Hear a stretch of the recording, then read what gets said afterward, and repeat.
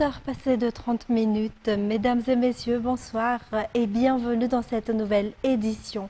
À la une de l'actualité, le taux de réussite au CEPE dans le district d'Amboujachim a augmenté de 2,88% par rapport à l'année dernière. Au total, 10 877 candidats ont été admis sur les 12 519 qui se sont présentés. Détails sur les images de Nzara Ranjiansou. Dès le petit matin, une foule importante s'est rassemblée au CEG d'Ivatu. Parents et enfants sont venus consulter les résultats de l'examen. Certains avaient déjà vérifié les résultats sur leur téléphone dès la veille au soir, mais voir son nom affiché directement sur la liste procure une émotion particulière. La joie des parents et des grands-parents était également immense. À cette étape, les parents peuvent désormais préparer les vacances. Dans le district d'Amboujachim, le taux de réussite s'élève à 86,88%. Sur les 12 638 candidats inscrits, 12 512 ont effectivement passé l'examen et 10 877 ont été admis.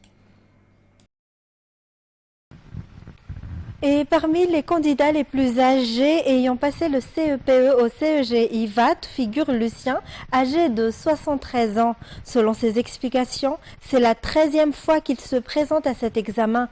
Il l'a passé pour la première fois à l'âge de 10 ans, puis une deuxième fois à 24 ans, avant de le repasser presque chaque année par la suite. Il n'a échoué qu'une fois, selon lui, sur ses 13 examens. Il a également passé le BEPC à 4 reprises et compte encore se présenter à l'examen de cette année pour la 5e fois. À travers son parcours atypique, il adresse un message aux jeunes générations, faire preuve de persévérance et s'investir pleinement dans leurs études. Et puis la lecture contribue au développement de l'imagination, des connaissances et de l'esprit critique. Cependant, certaines œuvres ne sont pas destinées à tout public. Livres, bandes dessinées ou mangas comportent parfois des recommandations d'âge et certains sont même interdits aux mineurs dans certains pays. Détails sur les images de Nzara Ranjiansou. Les livres sont déjà classés par catégorie dans les librairies. Il en est de même dans les bibliothèques. Certains sont destinés aux enfants, d'autres aux moins de 13 ans ou encore aux moins de 16 ans. Cette classification s'explique par la présence de scènes de violence, de sexualité, de langage vulgaire ou de thèmes susceptibles de ne pas être compris par les plus jeunes.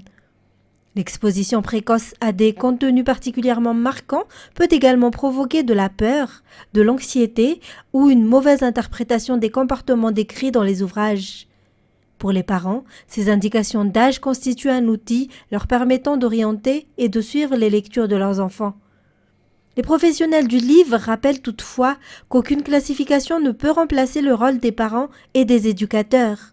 En effet, les échanges autour des lectures demeurent le meilleur moyen d'aider les enfants à comprendre les messages et les enseignements véhiculés par les ouvrages.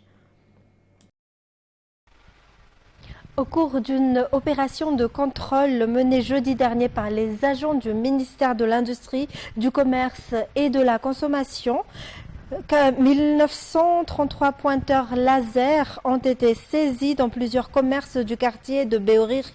Pour rappel, l'utilisation et la commercialisation des pétards ainsi que des pointeurs laser sont interdites durant les festivités marquant la célébration de la fête nationale. Les propriétaires des marchandises saisies de nationalité malagasy et chinoise ont été convoqués auprès des services compétents du ministère afin de remplir les procédures prévues par la législation en vigueur. En économie, Madagascar produit environ 80 000 tonnes de raffia par an. Toutefois, 70% de cette production est exportée à l'état brut, sans transformation. Une situation qui pénalise les artisans malagasy et qui pourrait également réduire les revenus que le pays pourrait faire de cette ressource. Reportage. Depuis 24 ans, Anta évolue dans le secteur de l'artisanat malagasy. Elle fabrique notamment des sacs, des objets de décoration et des chapeaux en raffia. Aujourd'hui, elle exporte ses produits principalement vers l'Europe. Son entreprise produit jusqu'à 4000 sacs par an. Cependant, elle fait actuellement face à des difficultés d'approvisionnement.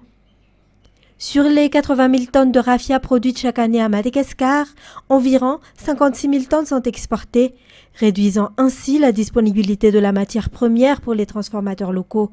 Une fois exporté, le raffia malagasy est transformé par de grandes marques internationales.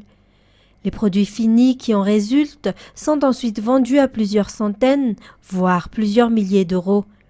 À Madagascar, en revanche, les articles fabriqués par les artisans locaux sont commercialisés entre 20 000 et 100 000 ariars.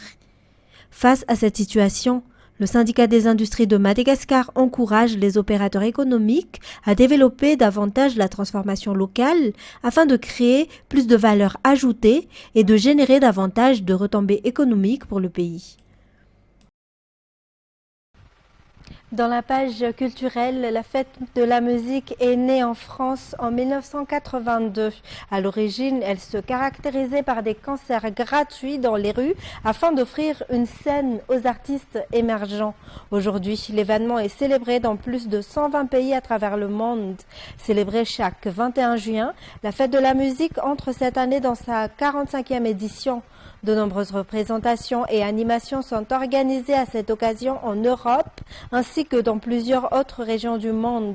Madagascar participe également à cette célébration à travers différents spectacles, notamment ceux organisés chaque année sur la place du 13 mai et sur le parvis d'Analakel, dont les festivités ont débuté aujourd'hui.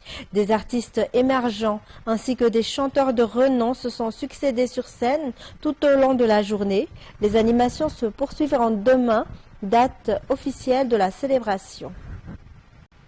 Et voilà pour les actualités locales. Passons à présent aux actualités internationales. C'est une injection qui pourrait changer la donne. Administrée 2 fois par an, elle offre une protection quasi complète, près de 90%, contre le virus du sida. Après des années de recherche et d'expérimentation, le lenacapavir, soutenu par le Global Fund et le PEPFAR, a été homologué et est en passe d'être administré à grande échelle. France 24. Ces jeunes ont été parmi les premiers à tester le lenacapavir en Afrique du Sud. Ils ont reçu la piqûre en février 2026 dans cette clinique mobile, une injection tous les 6 mois qui offre une protection quasi totale contre le VIH. Et personne ne le regrette, le traitement est plus efficace que les comprimés de prévention qui existent et surtout plus discrets. J'ai tendance à oublier les pilules, c'est pour ça que j'ai arrêté les comprimés de PrEP, parce que j'ai tendance à les oublier.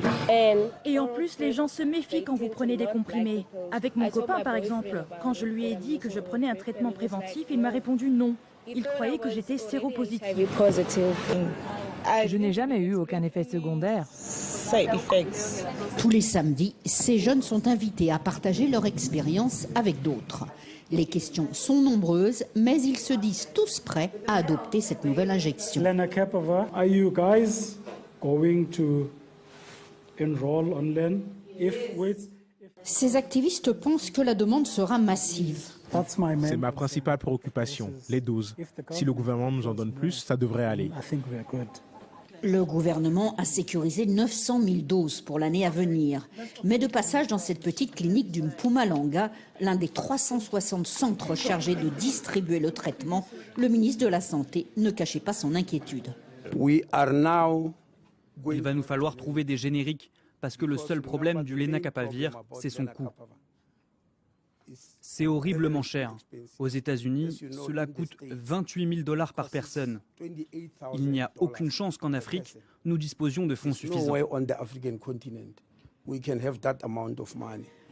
Le fabricant américain Gilead a confirmé qu'il accorderait des licences à 6 laboratoires pour fabriquer des génériques plus abordables. En Afrique du Sud, où le VIH a fait plus de 5 millions de morts depuis les années 90, tout le monde espère voir ces avancées mettre fin à la pandémie.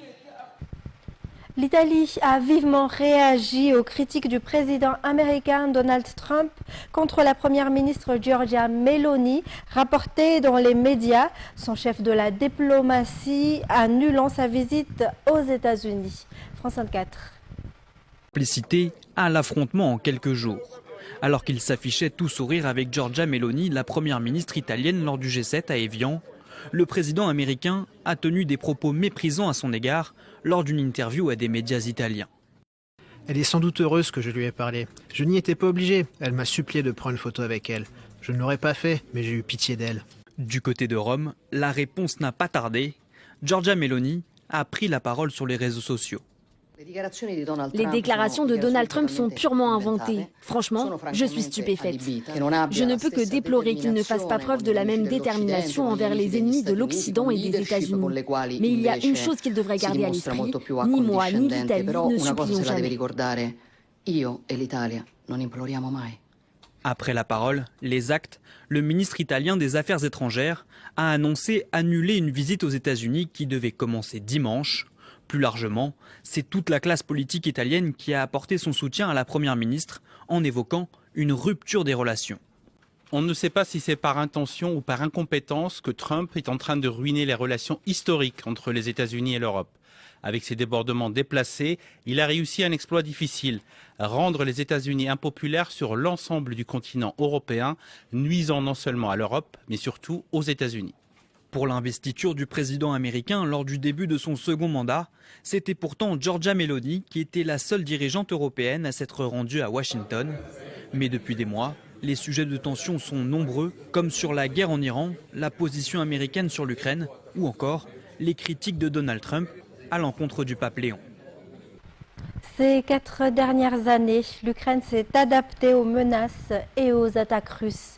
Depuis un an, Kiev déploie une nouvelle arme redoutable, le drone intercepteur, un petit engin kamikaze qui coûte à peine plus de 2000 €. Une technologie que le pays propose à présent à ses alliés des États-Unis au Moyen-Orient. France 24. Il les pose tout simplement sur la banquette arrière du fourgon. Ce sont des drones intercepteurs, compacts et bon marché. Une innovation ukrainienne déployée il y a moins d'1 an est déjà cruciale pour l'effort de guerre du pays.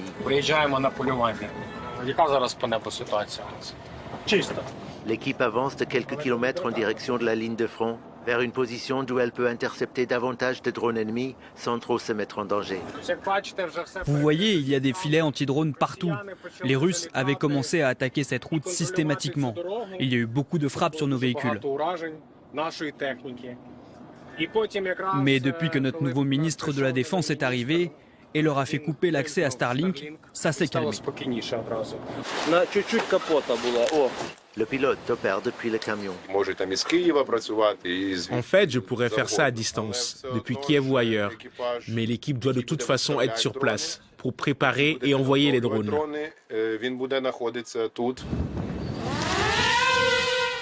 À peine dans les airs, le drone disparaît des regards. Ce modèle, le Sting, vole à plus de 300 km/h. Vole au-dessus de cette rangée d'arbres. Après le champ là-bas, il y a une cible potentielle. Altitude 700 mètres. C'est une fausse alerte. On attend la suivante. Depuis décembre, cette équipe a déjà détruit une 50aine de drones russes de type Shahed, au moins 20 fois plus chers que les Sting. Parfois, c'est pas aussi simple qu'on le voudrait. Leur mécanisme de défense se déclenche et ils se mettent à changer d'altitude ou à voler en zigzag.